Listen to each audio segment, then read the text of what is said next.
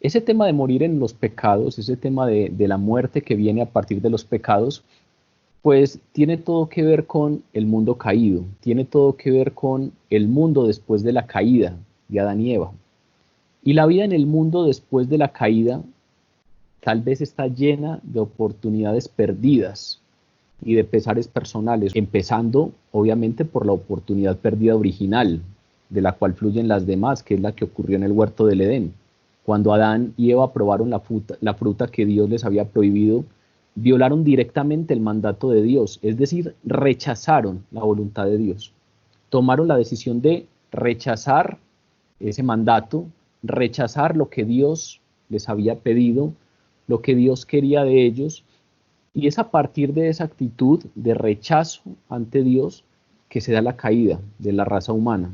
Y ese pecado les costó a ellos y a toda la raza humana perder el privilegio de continuar en esa comunión ininterrumpida con Dios, ¿sí?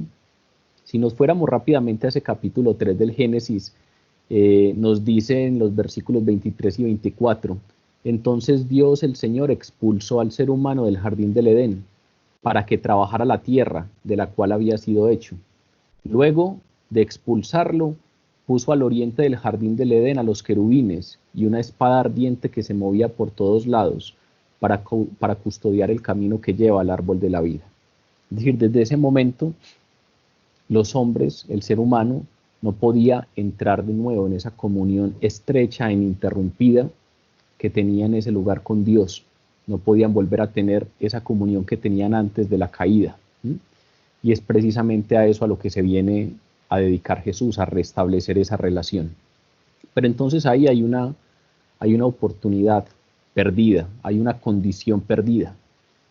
Tal vez pensando en este tema de las oportunidades perdidas, uno tendría o se viene a la cabeza Judas Iscariote, porque tuvo una oportunidad invaluable de ser uno de los 12 más cercanos a Jesús durante su ministerio terrenal, y pareciera que desperdició, despreció tal privilegio.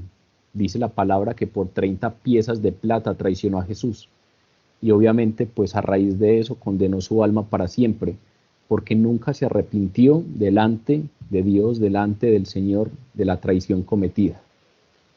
Es entonces Judas tal vez el ejemplo más notorio de quien vio evidencias, de quien vio las obras de Jesús, escuchó sus palabras, estuvo ahí cerquita para observar la vida que él llevaba, esa vida sin pecado, y aún así, teniendo esas evidencias claras de cómo actuaba, de qué era lo que decía, de cómo se manifestaba como Dios y las obras milagrosas que acompañaban esa manifestación, aún así lo rechazó. Pero, por supuesto, no fue el único que rechazó a Jesús. El diálogo que vamos a estudiar en la noche de hoy entra en ese contexto de las oportunidades perdidas. Entra en ese contexto de aquellos quienes tienen enfrente evidencia de quién es Jesús, tienen enfrente evidencia de que Jesús es el Señor y aún así le rechazan. Este diálogo ocurrió en un momento en que Israel ya era muy consciente del ministerio de Jesús, era muy consciente de lo que Jesús hacía. Durante los 3 años anteriores, o durante los 2 años y medio anteriores, recuerden que esto que estamos estudiando se da en la fiesta de los tabernáculos, que es 6 meses antes de la Pascua, y en la Pascua siguiente es la Pascua en que Jesús será crucificado, de tal manera que ya llevamos 2 años y medio, de ministerio terrenal de Jesús. Y durante esos 2 años y medio de ministerio terrenal, Jesús ha realizado milagros incontables. Juan relata algunos, los demás evangelistas nos relatan los otros, pero aún Juan termina diciendo que si escribiéramos todas las obras milagrosas que hizo el Señor y si escribiéramos todo lo que dijo y enseñó, no alcanzaría el papel para todo lo que hay que decir al respecto.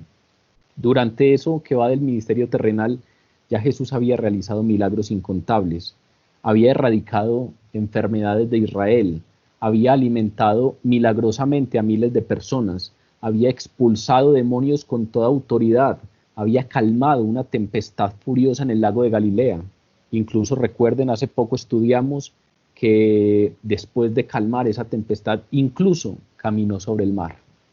Y todas esas obras, todas esas señales milagrosas demostraban claramente que Jesús era el Hijo de Dios. Pero también sus declaraciones manifestaban abiertamente esto. Y también sus enseñanzas manifestaban abiertamente esto. Recuerden lo que decía la gente del pueblo, del común, después de que escuchó la enseñanza de las bienaventuranzas, el sermón del monte. Estaban maravillados porque éste hablaba como quien tiene autoridad, no como los escribas y como los fariseos. Sus enseñanzas también hablaban y demostraban claramente de que él era el Hijo de Dios. A la luz de toda esta evidencia, pues la incredulidad no tiene excusa. Si algunos pudieran decir, yo no creí en Jesús porque no pude conocer lo que hacía, yo no creí en Jesús porque nunca pude escuchar una de sus enseñanzas, pues ese no es el caso de estas personas con las que Jesús está dialogando en el texto que estudiaremos a continuación. Había mucha evidencia. Llevaba 2 años y medio de misterio terrenal Jesús, y en ese tiempo había dado incontable evidencia a través de milagros, enseñanzas y declaraciones sobre quién era Él y que era el Hijo de Dios. Y a la luz de toda esa evidencia, la incredulidad manifestada no tiene ninguna excusa. Quienes oyen entonces la buena nueva y lo rechazan, nos dice la palabra de hoy, morirán en su pecado. Quienes escuchan sobre Jesús y le rechazan, la consecuencia es morirán en su pecado. Claro, también podríamos pensar en algunos que tal vez nunca han escuchado abiertamente el Evangelio.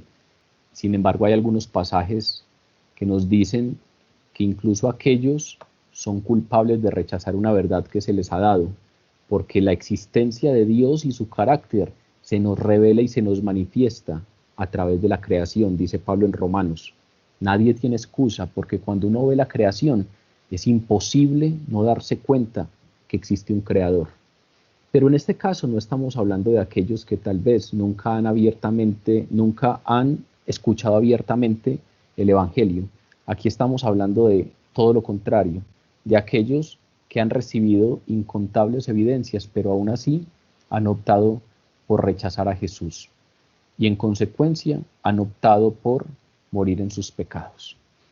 Este pasaje nos revela entonces 4 formas de morir en nuestros pecados, y son por lo tanto 4 cosas que tenemos que tener muy pendientes, que tenemos que identificar muy claramente, porque son 4 cosas que debemos evitar. La primera de ellas es justificarnos a nosotros mismos. La segunda, ser del mundo. La tercera es no creer en Jesús. Y la cuarta es ser un ignorante voluntariamente. Vamos a leer el texto y a continuación vamos a estudiarlo detenidamente y vamos a abordar cada uno de estos puntos que acabo de mencionar. Leo en favor de todos. Juan, capítulo 8, versículo 22 al 30. Los judíos se decían, ¿pensará suicidarse? Recuerden que esto que estoy empezando a leer viene después de aquella declaración de Jesús que dice, yo me voy y vosotros me buscaréis, pero moriréis en vuestro pecado. Vosotros no podéis ir a donde yo voy. Después de esto entonces, los judíos se preguntan, ¿pensará suicidarse? Pues ¿cómo que no podemos ir a donde él va? Pero Jesús replicó, vosotros sois de abajo, yo soy de arriba. Vosotros sois de este mundo, yo no soy de este mundo. Ya os he dicho antes que moriréis en vuestros pecados, porque si no creéis que yo soy, moriréis en vuestros pecados. Entonces le preguntaron, ¿quién eres tú? Y Jesús les respondió, desde el principio se los he estado diciendo. Mucho podría hablar de vosotros y emitir un juicio, pero el que me ha enviado es veraz, y solo lo que he oído a él es lo que hablo al mundo. No comprendieron que les hablaba del Padre, y entonces les dijo pues Jesús: cuando hayáis levantado al Hijo del Hombre, entonces sabréis que yo soy, y que no hago nada por propia iniciativa, sino que solo hablo lo que el Padre me ha enseñado. Eso es lo que hablo. Y el que me ha enviado está conmigo, no me ha dejado solo, porque yo hago siempre lo que a él le agrada. Al hablar así, muchos creyeron en él. Vamos entonces a comenzar revisando esos 4 asuntos que muy seguramente, según la palabra, tenemos que tener muy presentes porque nos llevan a morir en nuestros pecados. Comencemos por el primer versículo, el versículo 22. Decían entonces los judíos: ¿acaso se matará a sí mismo? ¿Pensará suicidarse? ¿Cómo es que dice: a donde yo voy vosotros no podéis venir? Vean que en este versículo entonces hay una especie de confusión grande en los judíos a raíz de la declaración de Jesús. Recuerden que Jesús entonces acaba de decir: yo me voy, y vosotros me buscaréis, pero moriréis en vuestro pecado. A donde yo voy vosotros no podéis ir. La primera pregunta que tendríamos que hacernos al respecto es: ¿a dónde dice Jesús que se va? ¿Cuál es ese lugar del que Jesús está hablando que nos dice o les dice a aquellos judíos que no podrán ir? ¿A qué lugar se refiere? Sobre todo porque recuerden que esto ya lo hemos estudiado, ya Jesús ha dado esta afirmación: yo me voy y a donde yo voy ustedes no pueden seguirme, y los judíos ya lo han malinterpretado. Recuerden que hace unas varias semanas estudiamos que una de las malas interpretaciones de las palabras de Jesús por parte de los judíos fue que se pusieron a especular, creyendo que entonces Jesús hablaba de que se iría para la diáspora, de que se iría a esos judíos de la dispersión que estaban regados por el Mediterráneo. ¿A qué se refiere? ¿A qué es a lo que se refiere Jesús específicamente cuando dice: yo me voy y a donde voy vosotros no podéis venir? En el capítulo 13 de Juan, vamos a estudiarlo más adelante, nos da pistas Jesús al respecto de ese lugar hacia donde va. En ese capítulo 13 Jesús ya no está hablando con las multitudes, con los fariseos y con los saduceos, sino que Jesús en ese capítulo 13 está hablando con sus discípulos. Y pareciera que vuelven a tocar el mismo tema. En el capítulo 13, versículo 33 de Juan, Jesús le dice a sus discípulos: hijitos míos, un poco estaré todavía con vosotros. Todavía un poco más de tiempo estaré con ustedes. Me buscaréis, y como dije a los judíos, a donde yo voy vosotros no podéis venir. Eso también os lo digo a vosotros ahora. Entonces vean que cuando lleguemos allá, nos vamos a dar cuenta que Jesús hace mención de esto que estamos estudiando hoy. Jesús le dice a sus discípulos: así como en algún momento le dije a los judíos, ahora se los digo a ustedes ahora. A donde yo voy, vosotros no podéis venir. Según esa declaración, todavía tal vez tenemos algo de confusión al respecto de a qué se refiere Jesús con ese tema de que ustedes no podrán seguirme. Pero si leemos un poco más ese diálogo del capítulo 3 entre Jesús y los discípulos, nos va a quedar un poco más claro. En el versículo 36 dice: entonces le dijo Simón Pedro: Señor, ¿a dónde vas? Pedro, que es el más directo de los discípulos, le tira la pregunta clara que tenemos nosotros en este momento en la cabeza, y a raíz pues de esa pregunta que le formuló Pedro, nosotros podemos tener claridades acerca de a qué se refiere Jesús. ¿A dónde vas, Señor? Y le respondió Jesús: a donde yo voy no puedes tú seguirme ahora, pero me seguirás más tarde. Es decir, esto nos da a entender claramente que Jesús se está refiriendo a la casa del Padre. Jesús se está refiriendo a que Él subirá a estar a la diestra de Dios, y que por ahora los discípulos que son los creyentes, que son creyentes en Él, Ni siquiera los discípulos en ese momento le podrán seguir, pero más adelante estarán allí. Recuerden cuando Jesús les dice, me iré, pero no se preocupen, me voy para la casa de mi Padre, y en la casa de mi Padre hay muchas moradas, y a lo que yo voy es precisamente a prepararles un lugar a ustedes. Por eso aquí le dice a Pedro, yo me voy y por ahora todavía no me puedes seguir, pero me seguirás más tarde. A los discípulos les hace la aclaración. A los discípulos les dice, ese tema de que no me puedes seguir es temporal. Por ahora no, pero más tarde me seguirás. En cambio aquí se está refiriendo tajantemente a la afirmación de que los judíos que lo rechazan, los judíos que no creen en él, le buscarán, pero morirán en su pecado. Y a donde él va, ellos no irán. No irán ni ahora, ni irán después, porque le rechazan. Frente a eso, entonces, los judíos vuelven a malinterpretar a Jesús. Ya sabemos a dónde es que va Jesús, ya sabemos a qué es que se refiere Jesús, y entonces ahí sí podemos entrar a ese versículo 22. Los judíos se decían, pensará suicidarse. ¿Cómo es que no podemos ir a donde él va? Sugirieron lo peor. Lo primero que se les vino a la cabeza no es que él se iba para la casa del Padre y ellos, por no creer en él, no podrían seguirle, sino que invirtieron la situación. ¿Acaso se pensará matar a sí mismo?, preguntaron con sarcasmo. ¿Acaso planeará suicidarse?, se preguntaron a sí mismos.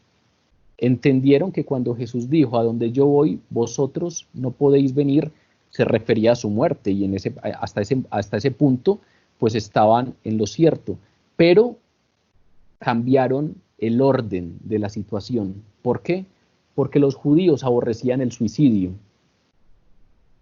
Y en la creencia judía, quienes se suicidaban iban al área más oscura del infierno. Y entonces, como ellos suponían que su falsa religión, que su religión superficial, que su observancia superficial de la ley los iba a llevar al cielo, como ellos suponían que esa hipocresía que llevaban a cabo los iba a llevar al cielo, entonces también sugerían burlonamente que Jesús hablaba del infierno y que como él pensaba matarse, iría para ese rincón más oscuro del infierno y por lo tanto ellos no podrían ir porque ese no era el lugar para ellos, porque ellos sí irían al cielo. Cambiaron totalmente el sentido de las cosas. Jesús hablaba de que iba al Padre y que ellos no le seguirían porque le habrían rechazado, y ellos vieron a Jesús al revés, vieron a Jesús en el infierno y a ellos salvándose por cuenta propia a raíz de su propia justicia, a raíz de lo buenos que se creían, a raíz de todo lo que, las buenas obras que hacían. No solamente no entendían las palabras de Jesús, sino que las desfiguraban totalmente. Era cierto que Jesús daría su vida, pero no es cierto que se suicidaría. Recuerden lo que dice Jesús claramente en el capítulo 10 de Juan, que lo estudiaremos más adelante. Yo pongo mi vida para volverla a tomar. A mí nadie me quita la vida, sino que yo de mí mismo la pongo. Tengo poder para ponerla y tengo poder para volverla a tomar. Jesús entonces entrega voluntariamente su vida, pero no se suicida. No moriría por mano propia, sino a manos precisamente de aquellos que burlonamente malinterpretaban sus palabras. Al lugar al que se refería no era el infierno como ellos creían. Al lugar al que se refería que iba a ir no era el lugar más oscuro del infierno como ellos pensaban al inferir que se suicidaría. Por el contrario, Jesús estaba hablando de la casa del Padre, estaba hablando del cielo. Ellos llegaron a pensar en eso, ¿por qué? Porque de una u otra manera consideraban que ellos podían estar en el cielo. ¿Y por qué consideraban que podían estar en el cielo? Porque consideraban que podían autojustificarse. Consideraban que las obras que hacían, los rituales que hacían, podían llevarlos completamente a la salvación. Y la advertencia que nos hace este primer versículo es, cuidado, que la autojustificación es un engaño moral, completamente contrario a la salvación auténtica. El judaísmo en los días de Jesús Era un sistema legalista enredado de salvación a través de logros humanos. Los judíos ponían su esperanza de salvación en la realización de buenas obras, en la observancia de ceremonias, en la observancia de rituales y sobre todo en cumplir la ley al menos externamente. Por eso es que se indignaban tanto con Jesús si sanaba a un enfermo en el día de reposo, porque ellos se sentían muy orgullosos de estar cumpliendo la ley radicalmente, pero de manera hipócrita. No les importaba el hermano, no les importaba el amor hacia los demás, no dedicaban el día de reposo realmente a honrar a Dios, sino que externamente se sentían tranquilos solo porque cumplían el día de reposo, porque nadie levantaba algo el día de reposo. Se cuidaban de no amasar en el día de reposo, contaban cuántos pasos daban, porque en el día de reposo no podían excederse de ciertos pasos. Con ese tipo de cosas se sentían confiados, creían que ese tipo de cosas podían autojustificarlos, pero cuidado con la autojustificación, porque la autojustificación es un engaño mortal. Es un engaño que nos hace pensar que nuestras propias obras pueden ganarnos la salvación. Nada de lo que usted y yo hagamos es tan grande como para llamar la atención de Dios y hacerlo pensar, ve, este merece ser salvo.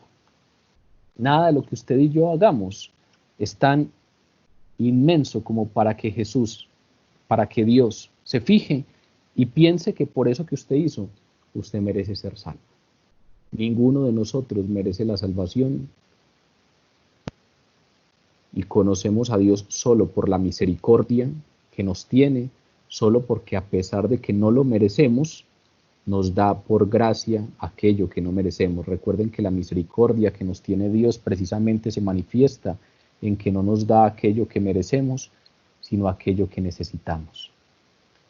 Esa autojustificación es un engaño mortal. Nada de lo que nosotros hagamos puede llevarnos a la salvación auténtica.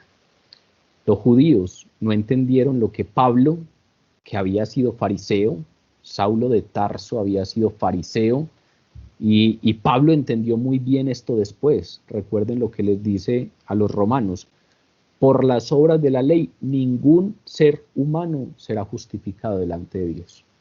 Nadie por observar las obras de la ley, nadie por obrar de una manera u otra será justificado delante de Dios. A veces creemos que eso es una revelación nueva, es una revelación solo del Nuevo Testamento y que en el Antiguo Testamento sí la salvación era por obras, lo cual no es cierto. Si uno estudia claramente el Antiguo Testamento, se va a dar cuenta que el Antiguo Testamento es claro en que la salvación no se obtiene por propia justicia, en que el Antiguo Testamento habla claramente acerca de la incapacidad total que tenemos los pecadores para salvarnos. Voy a traer solo a colación un par de citas, porque el Antiguo Testamento está lleno de citas que podrían ayudarnos para esto. Salomón, por ejemplo, cuando escribió Proverbios en el capítulo 20, se pregunta: ¿quién podrá decir, yo he limpiado mi corazón, limpio estoy de mi pecado? ¿Quién podrá decir en algún momento, yo estoy limpio de todo pecado? No tengo ningún pensamiento inadecuado, no he pecado por omisión, no he pecado por obra, no he pecado de manera consciente y tampoco de manera inconsciente. ¿Quién podrá decir en algún momento, yo he limpiado mi corazón, limpio estoy de mi pecado? Diciéndolo de una manera más clara, lo que está diciendo o afirmando Salomón es: nadie puede afirmar, estoy limpio de pecado. Nadie puede afirmar, yo he limpiado mi corazón y estoy limpio de mi pecado. Pero si nos vamos al profeta Isaías, capítulo 64, versículo 5, también es muy claro Isaías cuando dice: pecamos, todos pecamos, ¿podremos acaso ser salvos? Si bien todos nosotros somos como suciedad, y todas nuestras justicias o todas nuestras obras como trapo de inmundicia.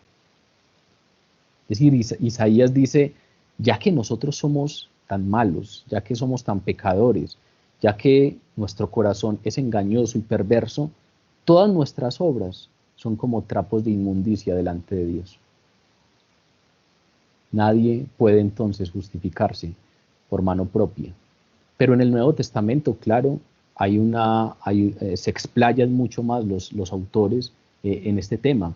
Recuerden cuando Jesús criticó a los fariseos y les dijo: vosotros sois los que os justificáis a vosotros mismos delante de los hombres. Ustedes se justifican a sí mismos delante de los hombres, mas Dios conoce sus corazones, porque lo que los hombres tienen por sublime delante de Dios es abominación. Es decir, Jesús directamente vio a aquellos fariseos y les dijo: cuidado ustedes que se justifican delante de los hombres, porque a ustedes les parece que algunas de las cosas que hacen son muy sublimes, pero delante de Dios todo eso es abominación. A unos que confiaban en sí mismos como justos, se los encontró Jesús, estaban muy tranquilos porque se consideraban justos, se consideraban muy buenos, consideraban que eran mejores de lo que los demás, y recuerden que Jesús se los encontró y les tira una parábola desgarradora, una parábola directa. Recuerden esa parábola del fariseo y el publicano. 2 hombres subieron al templo a orar. 2 tenían ganas de encontrarse con el Señor y subieron al templo a orar. Y uno de esos hombres era fariseo y el otro publicano. Recuerden que los publicanos eran los que recolectaban impuestos, entonces eran como una especie de escoria para el pueblo de Israel, porque eran judíos, pero le quitaban el dinero o le hacían pagar impuestos al propio pueblo judío para entregárselo al emperador. Es decir, eran judíos al servicio de Roma. Esos eran los publicanos, eran mal vistos, eran como personas que se vendían, como aquel que se vendió al mejor postor para ganar plata, pero está ofendiendo a su propio pueblo y ofendiendo a su propio Dios y a su propia religión. De esos 2 de los que nos están hablando. Y en cambio los fariseos son los rabinos, los expertos en la ley. 2 hombres subieron a orar, y uno era fariseo, externamente muy bien portado, externamente muy conocedor de la palabra, y el otro era publicano. ¿Y qué pasó?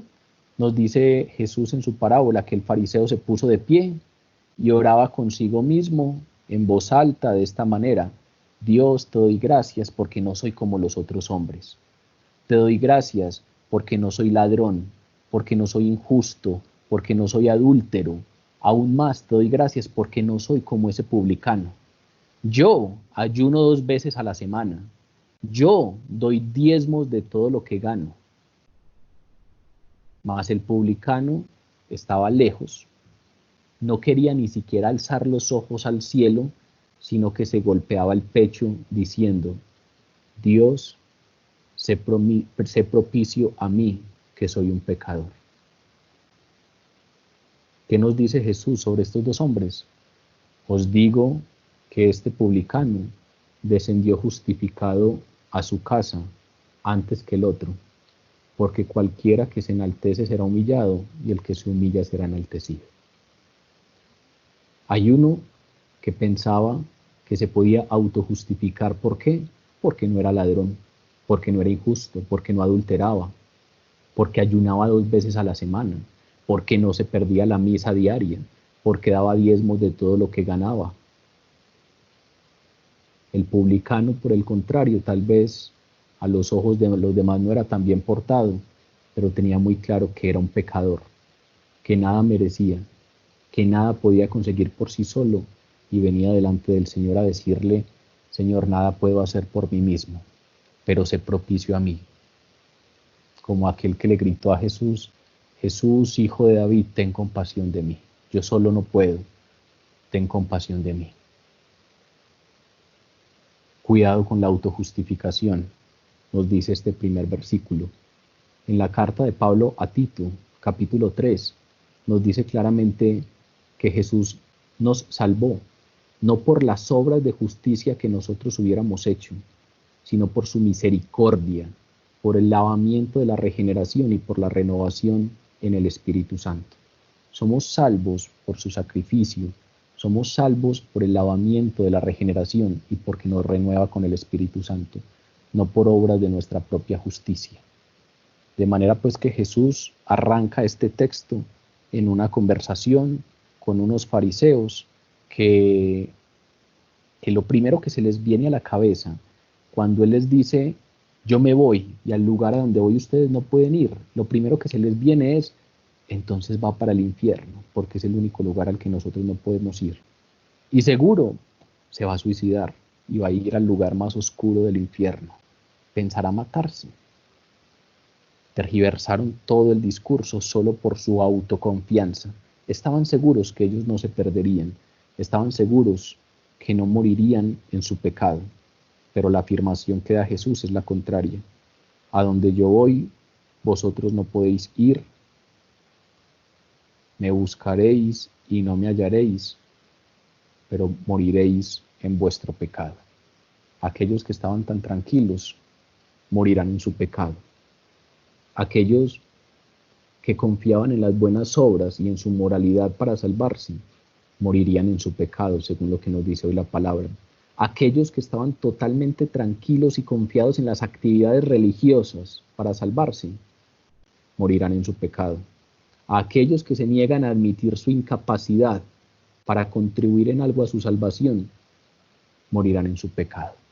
¿Cuál es la consecuencia de esa autoconfianza, esa tranquilidad en la propia justificación? Según lo que nos dice Jesús es, morirán en sus pecados.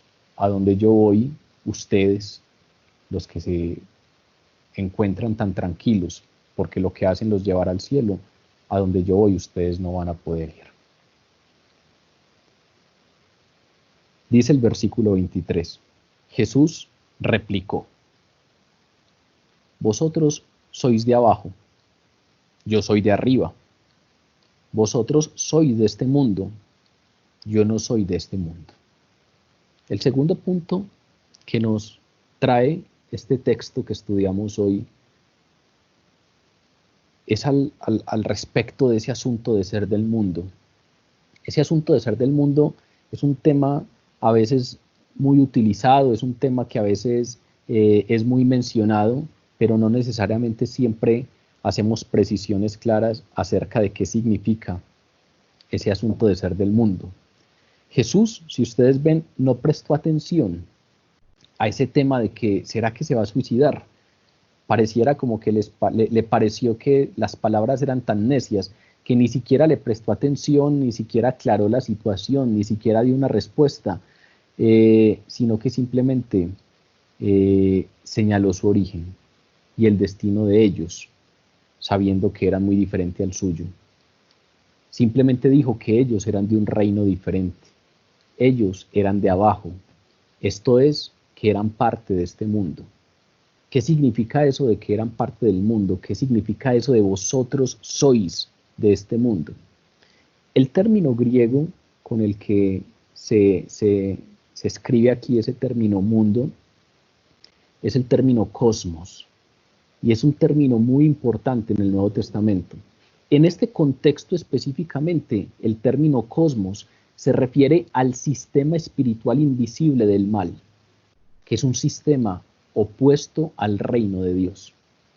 Recuerden cuando claramente Pablo dice, nuestra batalla no es contra carne y sangre, nuestra batalla es contra principados, potestades y huestes de maldad. Cuando aquí estamos hablando de cosmos y cuando se está hablando de mundo, se está refiriendo específicamente el autor al sistema espiritual invisible del mal, que es opuesto al reino de Dios. Cuando en 2 de Corintios, capítulo 10, Pablo dice que esto con toda altivez se levanta contra el conocimiento de Dios, está hablando del mundo. Aquellos que con toda altivez se levantan contra el conocimiento de Dios, está hablando del mundo. Y también la palabra nos dice que ese mundo está controlado por el príncipe de las tinieblas, que en la palabra se le denomina en ocasiones Lucifer, en ocasiones Satanás. Aquí nos están hablando de ese término, cosmos, que es un sistema espiritual invisible y que es controlado por el príncipe de este mundo, por el príncipe de las tinieblas. Ese mundo, es decir, aquellos que hacen parte de esto, no reconocen la verdadera identidad de Jesús. Tampoco conocen al Espíritu Santo de Jesús, el Espíritu Santo que Jesús envió. Juan en el capítulo 3 que estudiamos ya hace un tiempo, nos dice, quienes están inmersos en el mundo aman más las tinieblas que la luz. Nosotros acabamos de estudiar hace 8 días que Jesús dice, yo soy la luz del mundo. Aquellos que están inmersos en el mundo aman más las tinieblas que la luz. En su oración sacerdotal, que aparece en el capítulo 17 de Juan, Jesús ora por todos nosotros los creyentes y le dice al Padre, Padre, ellos no son del mundo, así como yo tampoco soy del mundo. No te pido que los saques del mundo, sino que los apartes del mal.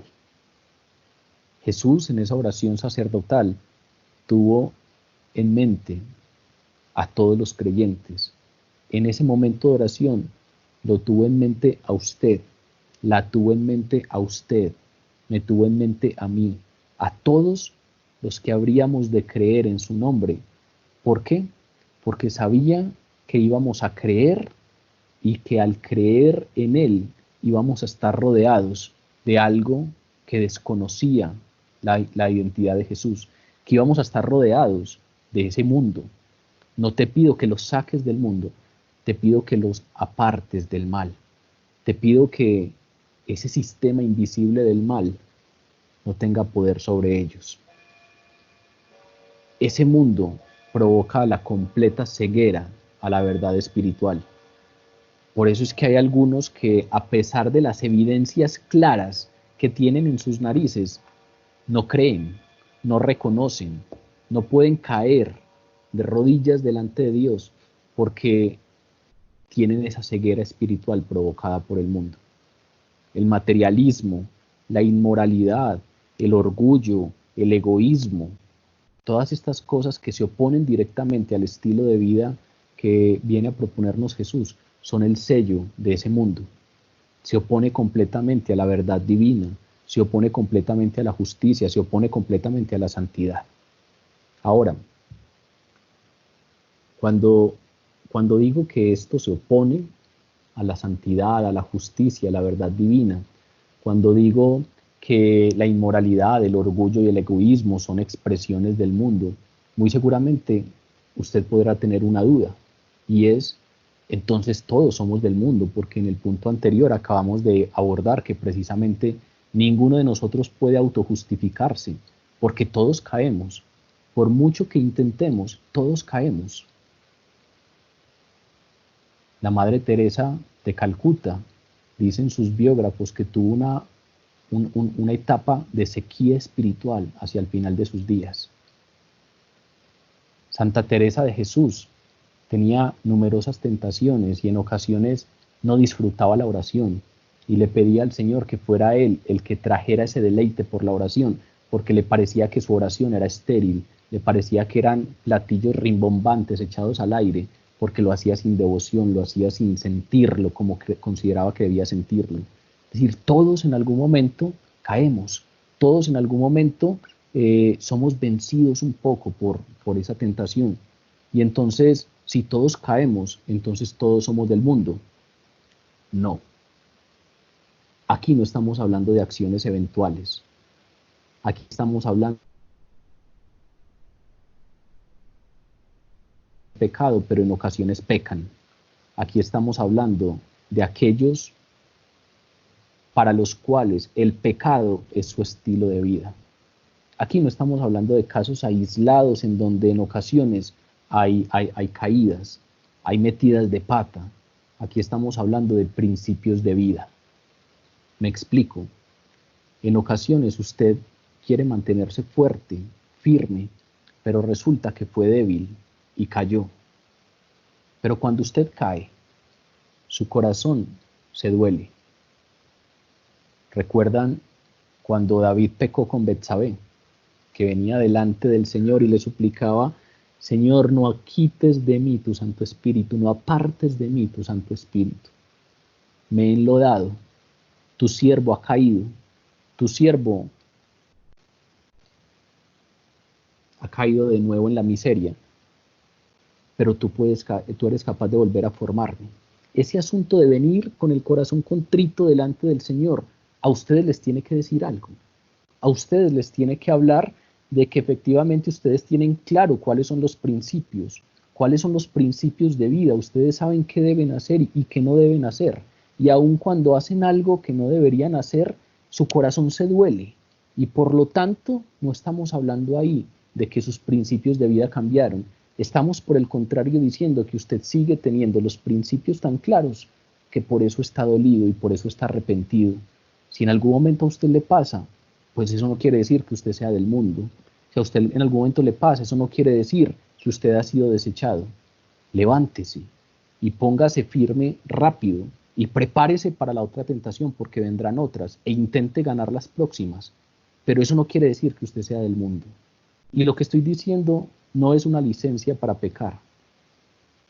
Es por el contrario, entender que debemos hacer lo posible por honrar a Dios con nuestras vidas, pero nada de lo que hagamos compra la salvación. Yo no compro mi salvación por las obras que haga. Las obras que hago son, por el contrario, resultado de lo que ya hizo Dios por mí. Las obras que hago, el estilo de vida que quiero llevar, son la manifestación del amor que Dios me manifestó tener. Es la manifestación del Espíritu Santo en mí. Es la intención, por amor, de honrarlo a través del estilo de vida. Pero no es algo que me pueda llevar a comprar la salvación. Ya lo hablamos en el punto anterior. Nunca podré hacer algo tan bueno como para ser salvo. Soy salvo únicamente por Jesús. Ahora, después de que Jesús me salvó, obviamente mi vida tiene que ser diferente. Y al darme cuenta de eso tan inmenso que Él hizo por mí, tengo que levantarme con agradecimiento y con la total disposición de que mi vida le pertenezca enteramente y que entonces le honre con cada paso que doy al caminar. Ay de nosotros si la salvación fuera por obras y por méritos, porque sabemos que estaríamos perdidos. Pero con la conciencia de la obra que Él hizo en nosotros podemos vivir agradecidos y por amor alejarnos del pecado, confiados en el poder de su sangre y aún sabiendo que si caemos, como dice Juan, tenemos un abogado delante de Dios. Imagínense lo inmenso que nos revela Juan. Intenten alejarse del pecado. Ustedes son llamados a una vida santa, así como Dios que los llamó es santo. Ustedes son llamados a una vida santa. Pero si caen, tienen un abogado delante de Dios que es Jesucristo.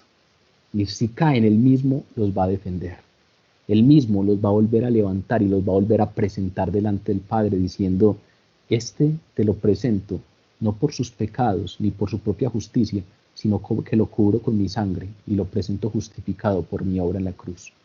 No es licencia para pecar de ninguna manera, pero hay que separar claramente qué es aquello de lo que hablamos cuando hablamos del mundo y qué es aquello de lo que hablamos cuando hablamos de cristianos que en ocasiones caen.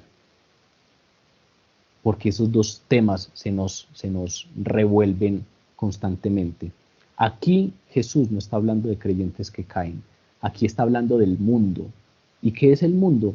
Los que tienen principios diferentes, los que pecan y ni siquiera tienen remordimiento en su corazón, porque sus principios de vida son totalmente distintos y su corazón no les dice en ningún momento, estás ofendiendo a Dios, no deberías hacer eso. Tienen principios totalmente diferentes. Jesús, recuerde que le dijo a los discípulos, si ustedes fueran del mundo, el mundo los amaría, porque el mundo ama a lo suyo. Pero porque no soy del mundo, sino que antes yo los elegí, por eso el mundo los aborrece. Nosotros los creyentes no somos del mundo, así como Jesús tampoco es del mundo. ¿Qué pasó con nosotros? Pues precisamente la obra que hizo Jesús por nosotros fue sacarnos del mundo, arrebatarnos del mundo. Pedro en su segunda carta, capítulo 1, versículo 4, dice que cuando nosotros obtuvimos la redención, huimos de la corrupción que hay en el mundo a causa de la concupiscencia. Es decir, ellos también eran de ese costal, pero en el momento en el que Jesús los redimió, huyeron, fueron sacados del mundo y ahora tienen principios diferentes y ahora tienen estilos de vida diferentes y ahora conciben la existencia de una manera diferente. Los del mundo no tienen el Espíritu Santo. Los del mundo mueren en sus pecados. Cuidado con esta advertencia. La advertencia es clara, no sean del mundo.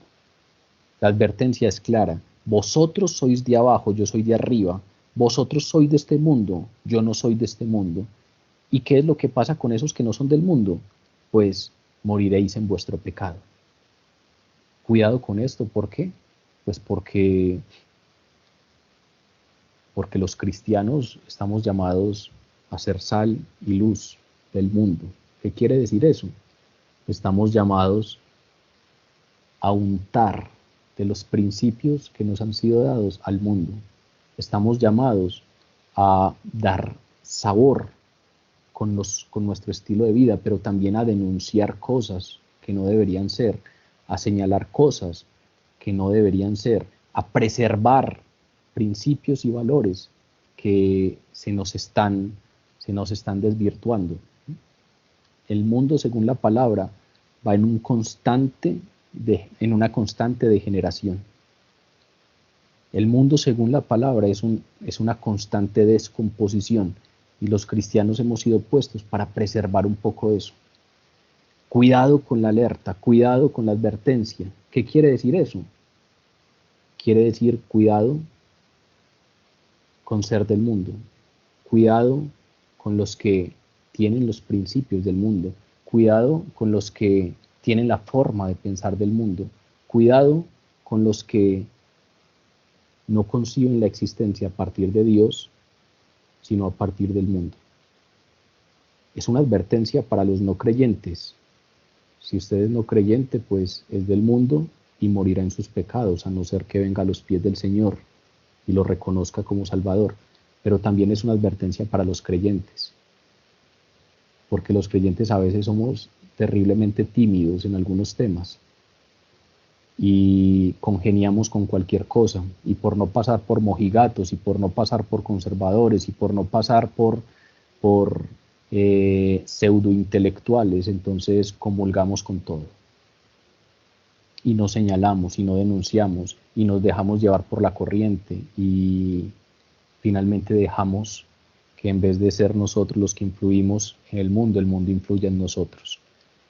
Cuidado con eso, cuidado con el tema de ser del mundo. Y los que somos creyentes, cuidado con el tema de no entender claramente que el mundo tiene principios de vida totalmente distintos a los nuestros, y por lo tanto vamos por caminos distintos. El versículo 24 dice: ya os he dicho antes que moriréis en vuestros pecados, porque si no creéis que yo soy, moriréis en vuestros pecados.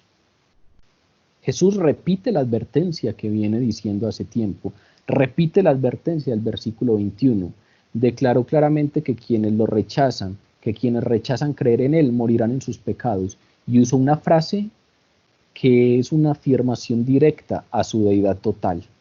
Si no creéis que yo soy, moriréis en vuestros pecados. Esa frase yo soy es una afirmación directa de la deidad total de Jesús. Recuerden en el Éxodo capítulo 3 cuando Moisés le preguntó a Dios el nombre. Si me preguntan los israelitas que de parte de quién vengo, ¿qué les diré? ¿Que quién me envió? ¿Y cuál es la respuesta de Dios? Yo soy. Les dirás que yo soy, te ha enviado. Yo soy el que soy. Yo soy, te ha enviado. Ese mismo nombre que Dios le revela a Moisés en el Éxodo es el mismo nombre divino que Jesús toma aquí para sí. Si no creéis que yo soy, entonces moriréis en vuestros pecados. Es decir, si no creéis que yo soy Dios, si no creéis que yo soy el Dios que aparte de ser la segunda persona de la Trinidad, hago parte del Dios Todopoderoso que los sacó de Egipto. Yo soy el que envió a Moisés, yo soy el que los envió a liberarlos, yo soy el que los respaldó con todas las pruebas delante del faraón, yo soy el que abrió el mar en dos, yo soy el que le habló a los profetas. Jesús es Dios. A veces solamente nos quedamos con el Jesús que nació en el año 0 de la Virgen María, fue crucificado y a partir de ahí pareciera que concebimos su existencia. No, aquí Dios nos está diciendo, Jesús nos está diciendo claramente, yo soy Dios. Si no creéis que yo soy, entonces moriréis en vuestros pecados. En la Septuaginta, que es la traducción griega del Antiguo Testamento, la traducción al griego, el Antiguo Testamento, recuerden que se escribió en hebreo y se hizo una traducción al griego, que era el lenguaje oficial en el tiempo de Jesús y de la iglesia de los primeros siglos. El Nuevo Testamento se escribe en griego, pero el Antiguo estaba en hebreo, entonces se hizo una traducción al griego. Esa traducción es conocida como la versión de los 50 o la versión de la Septuaginta.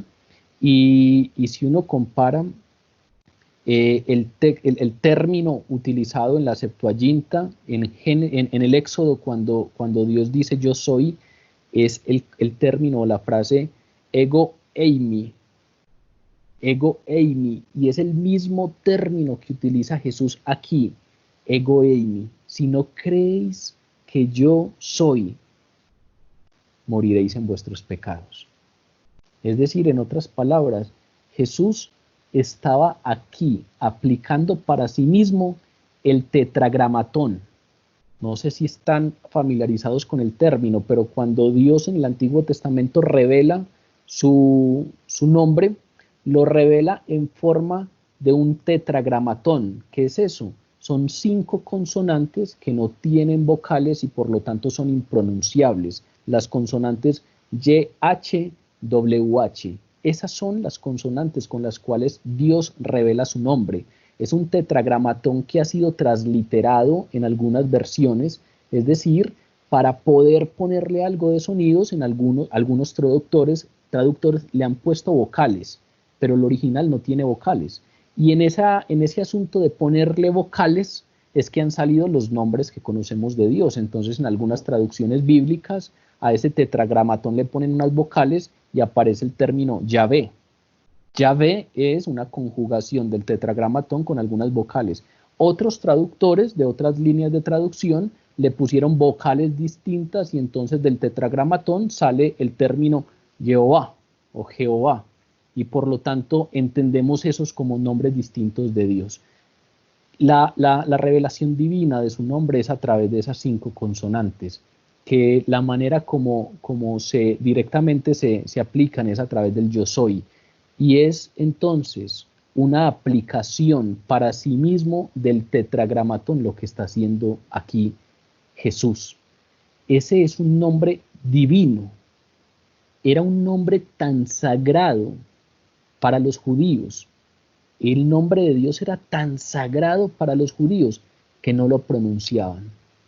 Cuando estaban leyendo el Antiguo Testamento en la sinagoga, si en el texto que estaban siguiendo aparecía el nombre de Dios, aparecía el tetragramatón, aparecían las consonantes, los judíos, cuando llegaban ahí, guardaban silencio. Y los demás sabían que ese silencio equivalía al nombre de Dios, pero era tan sagrado que no era pronunciado. Lo que Jesús está aquí haciendo para que magnifiquemos estas palabras es aplicándose para sí ese nombre sagrado de Dios. Si no creen que yo soy, si no creen que yo soy, morirán en vuestros pecados. En otras palabras, les estaba diciendo, ese nombre tan sagrado que ustedes veneran de tal manera, ese nombre es mi nombre. Ese Dios que ustedes creen venerar de la manera como lo veneran, ese soy yo. Los judíos de esa época, puede que nosotros leamos este texto y a veces eso se nos pase de largo, a veces no entendamos a qué se refería con ese yo soy, pero los judíos de la época entendieron perfectamente que con esta frase Jesús estaba afirmando ser Dios. Y es por eso que quedan tan estupefactos con el uso que Jesús hizo de este nombre para referirse a sí mismo, que intentaron lapidarlo por blasfemia. Cuando estaban totalmente indignados por lo que hacía Jesús y lo querían muerto e incluso querían aprenderlo y lapidarlo por blasfemo, a veces no nos queda claro por qué, porque es que le cogieron ese repudio, esa animadversión a Jesús, y es porque Si Jesús no se reconoce como Dios, es un hereje. Si yo no reconozco a Jesús como Dios, es un blasfemo, porque Él se está haciendo igual a Dios, porque Él se está atribuyendo el poder de perdonar pecados, porque Él, como en este texto, se está aplicando a sí mismo el nombre sagrado de Dios, que ni siquiera pronuncian los judíos, y que Él se lo está aplicando a sí mismo. Si no creéis que yo soy, moriréis en vuestros pecados. Lo que Jesús dice es que quienes lo rechazan no se pueden salvar. Los que no entienden que Él es Dios morirán en sus pecados. ¿Y qué es eso que uno tiene que creer para creer en Jesús, para no rechazarle? Pues los que creemos en Jesús tenemos que creer toda la revelación bíblica sobre Jesús. Es la segunda persona de la Trinidad. Entró en el espacio y en el tiempo como Dios encarnado. Es el Dios con nosotros, el Emmanuel. Tenemos que creer que nació de una virgen, que fue concebido por el Espíritu Santo. Creemos que vivió sin pecado, que en toda su vida terrenal no cometió pecado alguno. Creemos que su muerte en la cruz fue el sacrificio expiatorio y suficiente por todos los pecados de quienes creemos en Él. Creemos que Él se levantó de los muertos, venció a la muerte y ascendió al cielo con el Padre. Creemos que en este momento Jesús está al lado del Padre, intercediendo por el pueblo redimido. La función en este momento de Jesús al lado del Padre es interceder por cada uno de nosotros, interceder por los que le creen, interceder por su pueblo. Y creemos, los que creemos en Jesús, que un día regresará en gloria y esperamos ansiosos esa venida. Rechazar alguna de estas verdades es adorar a otro Dios. Es adorar a un Dios muy diferente al que nos muestra la palabra. Y es por eso que Jesús, por allá en Mateo, dice: en algún momento a algunos de ustedes tendré que decirles: nunca los conocí, apartados de mí, hacedores de maldad. Recuerdan que algunos venían muy contentos y Él les dijo: en aquel momento les diré a algunos que me dicen: Señor, nosotros en tu nombre predicábamos, nosotros en tu nombre imponíamos manos sobre los enfermos y los enfermos se sanaban. Jesús, nosotros en tu nombre expulsábamos a los demonios. ¿Y qué les dice Jesús? En ese momento a muchos les diré: apartaos de mí, hacedores de maldad, porque nunca los conocí, porque creen en un Dios diferente. Nosotros somos creados a imagen de Dios, a imagen y semejanza de Dios, pero hay muchos de nosotros que por no acercarnos a la palabra, creemos en un Dios a imagen y semejanza nuestra, a un Dios a nuestro antojo. Aquí Jesús dice claramente: yo soy, y el que no crea que yo soy, morirá en sus pecados. Pero hay un asunto hermoso en esta expresión de Jesús. Ya os he dicho antes que moriréis en vuestros pecados, porque si no creéis que yo soy, moriréis en vuestros pecados.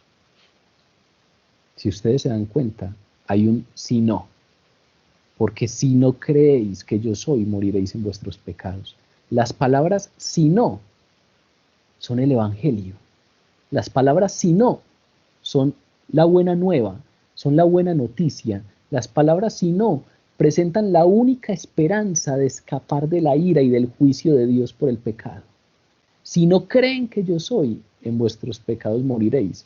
Es decir, está aplicando un condicional. Ustedes morirán en vuestros pecados si no creen que yo soy. Es decir, sus pecados los destruirán, les robarán la vida eterna, solo si no creen que yo soy. La cláusula sí es el Evangelio. La cláusula sí es la buena noticia. La cláusula sí es: vencimos, hay alguien que venció por nosotros, y a pesar de que nosotros estamos condenados a una vida eterna separado de Dios, Hay una manera, y es que alguno venció por todos, y es que Jesús venció la muerte. La cláusula sí es la buena nueva del Evangelio. Y aún en medio de esta conversación delante de quienes le han rechazado durante tanto tiempo, aún en medio de eso, Jesús sigue extendiendo su invitación. Jesús sigue abriendo los brazos, extendiendo la invitación de nuevo a todos los que lo escuchan. Aunque los judíos habían escogido el camino de la incredulidad, aunque tenían un sinnúmero de evidencias delante de ellos, aún así habían elegido la incredulidad, aunque tenían mucho más evidencias de lo que muchos otros han tenido, pero aún a pesar de tanta incredulidad, Jesús dice, ustedes morirán en sus pecados, sí y solo si no creen en mí. Es decir, todavía tienen una opción, todavía les abro la invitación.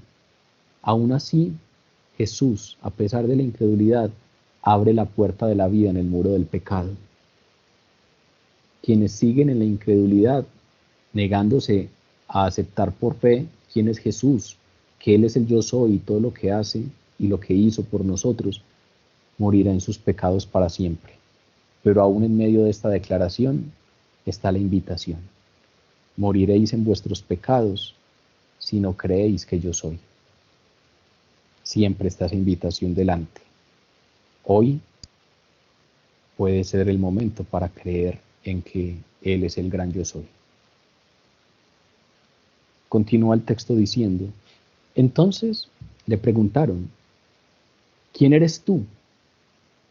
Y Jesús les respondió, desde el principio se los he dicho, muchas cosas tengo que hablar de vosotros, o podría hablar de vosotros y emitir un juicio, pero el que me ha enviado es veraz, y solo lo que he oído a él es lo que hablo al mundo. No comprendieron que les hablaba del Padre, y entonces Jesús les dijo, cuando hayáis levantado al Hijo del Hombre, entonces sabréis que yo soy, y que nada hago por iniciativa propia, sino que hablo solo lo que el Padre me ha enseñado. Eso es lo que hablo. Y el que me ha enviado está conmigo. No me ha dejado solo, porque yo hago siempre lo que a Él le agrada. Y al hablar así, muchos creyeron en Él. Esta última parte del texto que estudiamos en la noche de hoy nos habla de esa especie de carcelero que tiene cautivos a estos que a pesar de tener tanta evidencia delante, siguen sin creer. Y al parecer aquel carcelero que los tenía cautivos en la incredulidad era su ignorancia obstinada. Es decir, voluntariamente decidieron ser ignorantes. Cuando Jesús afirma que Él era Dios, cuando Jesús dice yo soy, la pregunta que viene a la cabeza de ellos es, ¿tú quién eres? La pregunta incrédula de los judíos es sorprendente a la luz de todas las señales milagrosas que Jesús había ya realizado y de todas las afirmaciones repetidas que había hecho.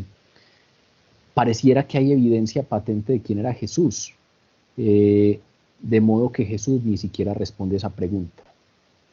Si ustedes ven en el texto, Jesús ni siquiera se detiene a responderles quién soy de una manera nueva, sino que lo que les dice es, desde el principio se los he dicho. La respuesta de Jesús a la pregunta, ¿quién eres? Es, yo desde el principio se los he estado diciendo. Desde el principio de mi ministerio me he revelado claramente a ustedes. Desde el principio de mi ministerio, Juan el Bautista declaró que yo era el Mesías que había de venir. Mis señales lo demuestran, los milagros lo confirman, mis enseñanzas han sido claras. Desde el principio se los he dicho, no tengo ninguna respuesta nueva que darles. Sin embargo, dice Jesús, que tenía muchas cosas que decir y juzgar de ellos. ¿Por qué? Porque ellos habían recibido una revelación más que suficiente para hacerlos responsables. Es decir, su ignorancia era inexcusable. No podían decir que no conocían porque no se les reveló. porque nadie les habló, porque no tuvieron enfrente evidencia segura. No, ellos seguían siendo totalmente ignorantes a quién era Jesús y preguntan, ¿quién eres tú? Pero es una ignorancia totalmente inexcusable porque han recibido total revelación. Y su juicio a ellos estaría en perfecta armonía con la voluntad del Padre. El que me ha enviado es veraz, y yo podría hablar de vosotros y emitir juicio. Y solo lo que he oído del Padre, eso es lo que hablo al mundo. Es decir, el juicio que Jesús tiene contra ellos estará en perfecta armonía o está en perfecta armonía con la voluntad del Padre. Porque el que lo envió fue el Padre y Jesús solo habla en armonía con lo del Padre, con lo que oía del Padre. A pesar de que Jesús les habló con tanta claridad, ellos no entendían que les hablaba del Padre. Vean que Juan ya no pone ni en palabras de los oyentes ni en palabras de Jesús, sino que ese versículo 27 es como una notica de Juan para que nosotros entendamos. No comprendieron que él les hablaba del Padre. Es decir, a pesar de lo claro que les estaba hablando, Juan nos dice, pero ellos, los que lo estaban escuchando, no comprendieron que él les hablaba del Padre. Y como Jesús sabe que no le estaban entendiendo acerca de quién hablaba, entonces dice que llegaría el día en que la verdad de las afirmaciones que él había dicho se confirmaría. Les dijo, cuando hayáis levantado al Hijo del Hombre, es decir, hace una referencia a su crucifixión que implica su resurrección. Cuando hayáis crucificado y cuando el Hijo del Hombre haya resucitado, cuando hayáis levantado al Hijo del Hombre, entonces conoceréis que yo soy, y que nada hago por mí mismo, sino que según me enseñó el Padre, así hablo. Es decir, Jesús en este momento como que se detiene y dice, ya han tenido suficiente evidencia, pero no van a creer. Llegará el momento en el que hayáis levantado al Hijo del Hombre, y en ese momento creeréis claramente que yo soy Dios, que yo soy el que soy, y que nada hago por mí mismo, sino que tengo una armonía constante con la voluntad del Padre y hablo conforme a lo que el Padre me enseñó.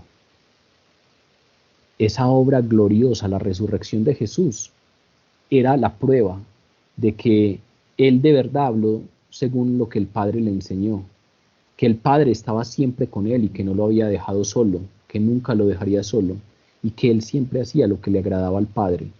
Es decir, la resurrección de Jesús implica tomar partido por una de las dos opciones que tenemos delante de un personaje que habla como habla Jesús.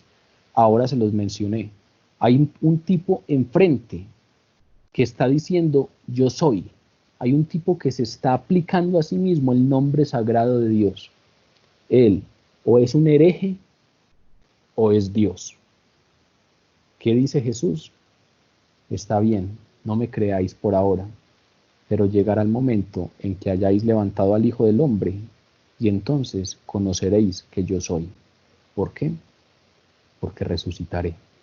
Y se darán cuenta que no hago nada por mí mismo. Se darán cuenta que no estoy en contra de Dios.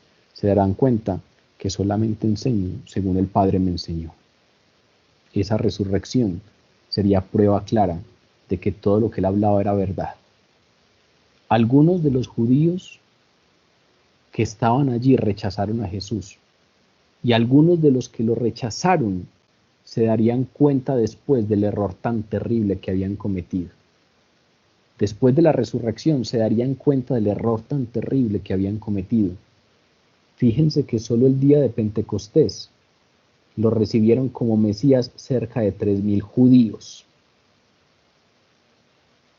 Esos que se convirtieron el día de Pentecostés y le recibieron como Mesías, muy seguramente muchos de esos estaban aquí en esta conversación con Jesús y le rechazaron, pero después de que él resucitó, creyeron.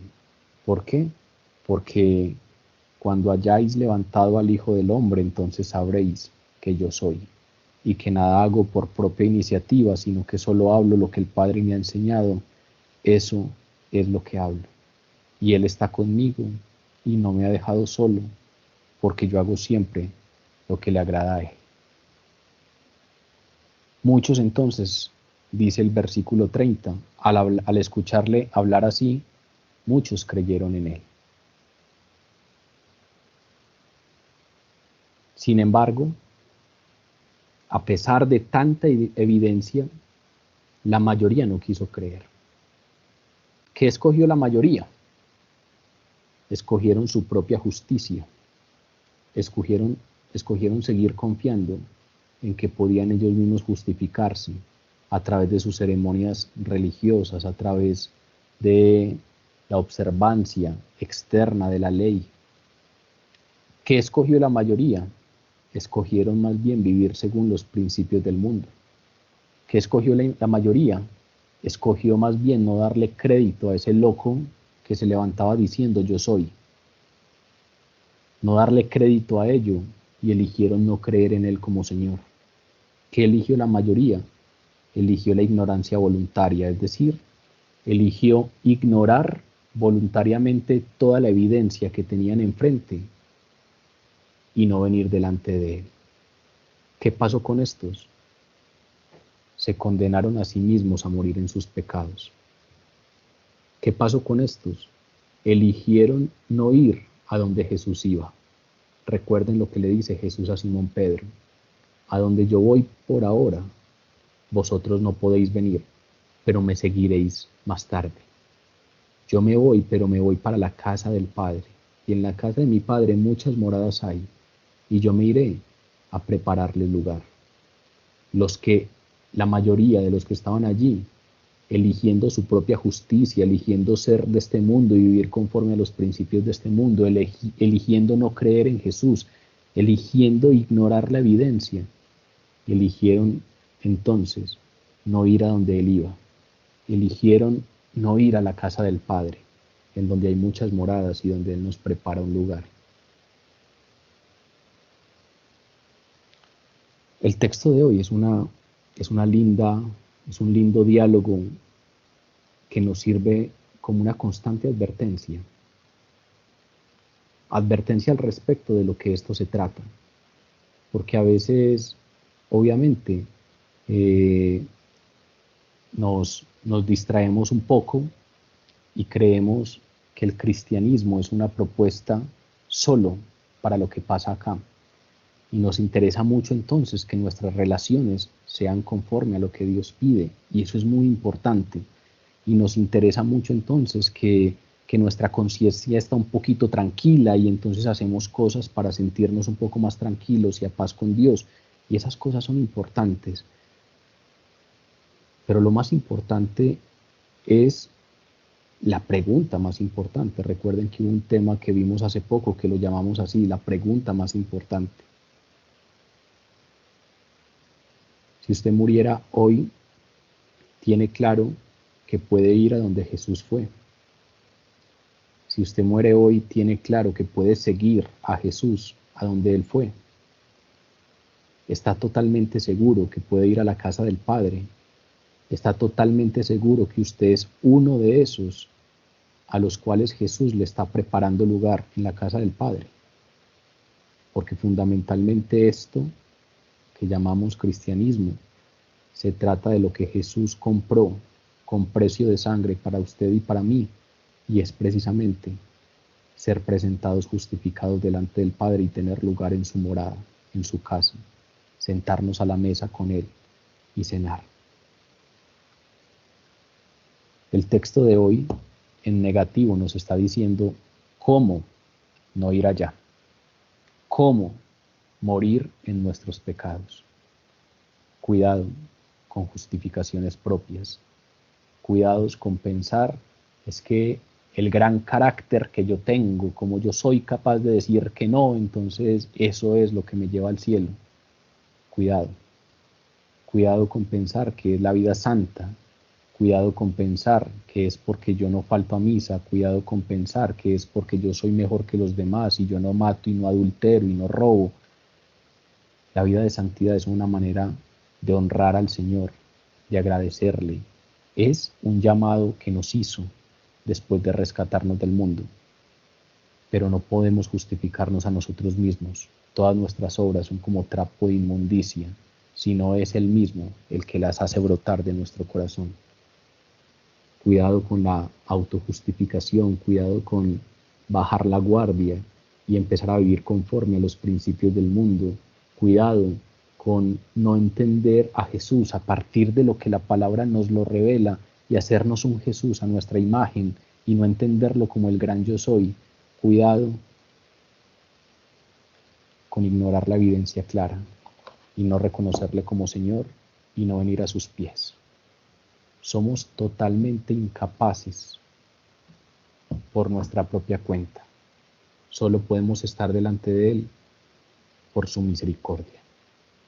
El texto de hoy es un llamado más a venir delante de Dios, agradecerle, saber que nada es por lo que nosotros hacemos, y conociéndonos como nos conocemos, levantar una oración delante de Él y decirle: Señor, sé propicio a mí que soy pecador. Enséñame a vivir santamente.